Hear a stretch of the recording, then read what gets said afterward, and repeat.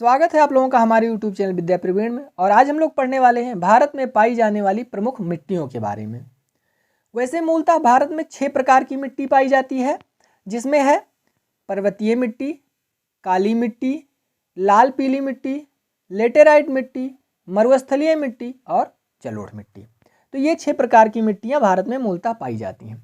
लेकिन ये मिट्टी किस राज्य में पाई जाती है, किस राज्य में कहाँ तक विस्तारित है, इसके बारे में हम लोग मानचित्र के माध्यम से पढ़ने वाले हैं।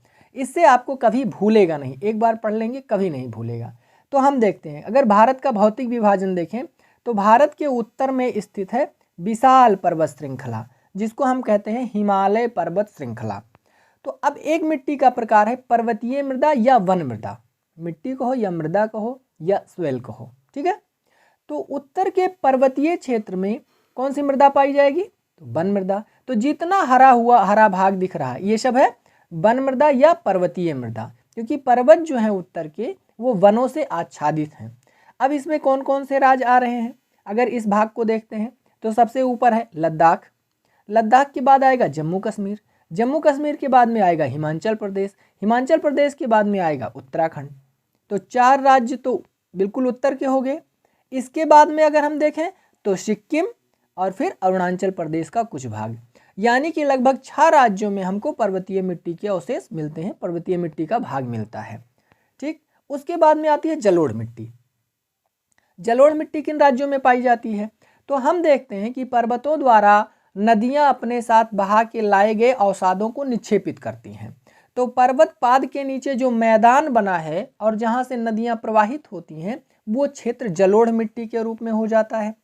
वहाँ पर बहुत सारे नदियों द्वारा लाई गई गाद अवसाद निक्षेपित किए जाते हैं, इसलिए वो क्षेत्र उपजाऊ हो जाता है, इसलिए उसको कहा जाता है जलोढ़ मिट्टी बहुत उपजाऊ मृदा है।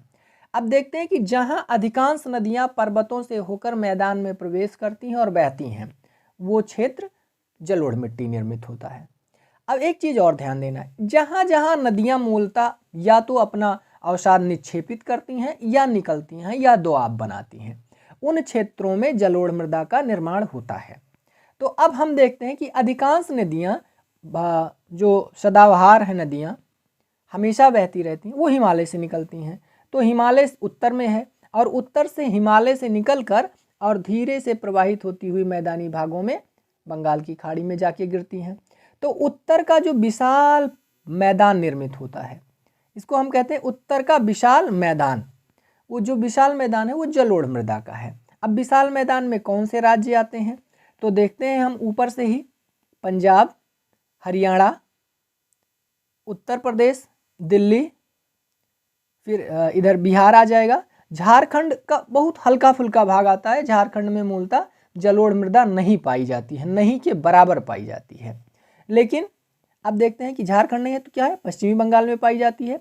उसके बाद में थोड़ी सी मृदा पाई जाती है उड़ीसा में, लेकिन मूलतः कहाँ है, उत्तर प्रदेश, हरियाणा, पंजाब, पश्चिमी बंगाल, बिहार और असम में।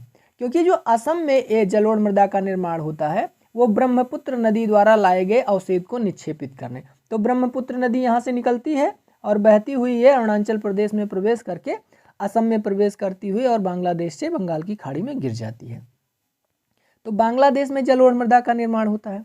अब देखते हैं कि कुछ नदियाँ अरावली पर्वत श्रृंखला से बगल में बहती हुई और चली जाती हैं या तो कच्छ की खाड़ी के तरफ और या तो खंभात की खाड़ी के तरफ और फिर अरब सागर में गिर जाती हैं। तो इसलिए राजस्थान में थोड़ा सा और गुजरात में थोड़ी सी जलोढ़ मृदा पाई जाती है, राजस्थान में और गुजरात में भी जलोढ़ मृदा पाई जाती है। इसी के साथ साथ दक्षिण की कुछ गोदावरी है, कृष्णा है, कावेरी हैं, ये नदियाँ आकर और बंगाल की खाड़ी में गिरती हैं और इस दौरान गिरते समय अपने साथ जो अवसाद लाई रहती हैं वो निक्षेपित करती हैं। तो यहाँ पर भी जलोढ़ मृदा का निर्माण होता है।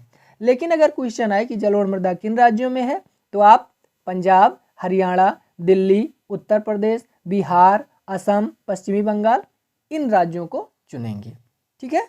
इसके बाद में आता है लाल पीली मिट्टी। तो जो ये कलर आपको दिख रहा है ये सब जलोढ़ है, हरा दिख रहा है ये पर्वतीय है। लाल पीली मिट्टी, पठारी भागों में लाल पीली मिट्टी पाई जाती है। अब ध्यान दो, यहाँ से चालू हो जाता है दक्कन का पठार और दक्कन का पठार पूर्णतया दक्षिण में विस्तारित है। यानी अगर ये हम देखें, ये है कर्क रेखा जो आपको दिख रही है, कर्क रेखा से नीचे का अधिकांश भाग दक्कन का पठार है। तो जितना लाल क्षेत्र दिख रहा है ये सब है लाल पीली मृदा का क्षेत्र। अब ये कौन कौन से राज्य हैं जो लाल पीली मृदा वाले हैं?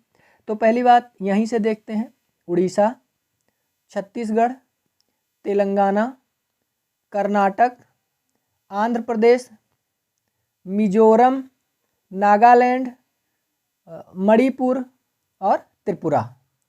इन राज्यों में इसके साथ साथ मध्य प्रदेश के कुछ भाग, नागालैंड के कुछ भाग और थोड़ा सा भाग पश्चिमी बंगाल का और तमिलनाडु। पश्चिमी बंगाल का थोड़ा पूर्वी क्षेत्र और तमिलनाडु का अधिकांश भाग लाल पीली मृदा पाई जाती है। अब यहाँ से देखते हैं, थोड़ा सा भाग है अरुणाचल प्रदेश का, नागालैंड, मणिपुर, मिजोरम, त्रिपुरा, ये क्षेत्र हो गया लाल पीली मृदा। इधर मध्य प्रदेश का अधिकांश भाग, झारखंड, छत्तीसगढ़, उड़ीसा, तेलंगाना, कर्नाटक, मिजोरम, तमिलनाडु, मणिपुर, ये सारे क्षेत्र हैं लाल पीली मृदा के। अब इसके अतिरिक्त जो मृदा है वो है काली मृदा। अब काली मृदा कहाँ पाई जाती है? तो काली मृदा अधिकांश महाराष्ट्र और गुजरात के क्षेत्र में पाई जाती है। काली मृदा मूलतः निर्मित होती है बेसाल्ट चट्टानों के टूटने से, यानी बेसाल्ट चट्टानें निर्मित होती हैं ज्वालामुखी के उद्गार से। तो यहाँ कहीं ज्वालामुखी का उद्गार हुआ रहा होगा, इसलिए काली मृदा का निर्माण हुआ।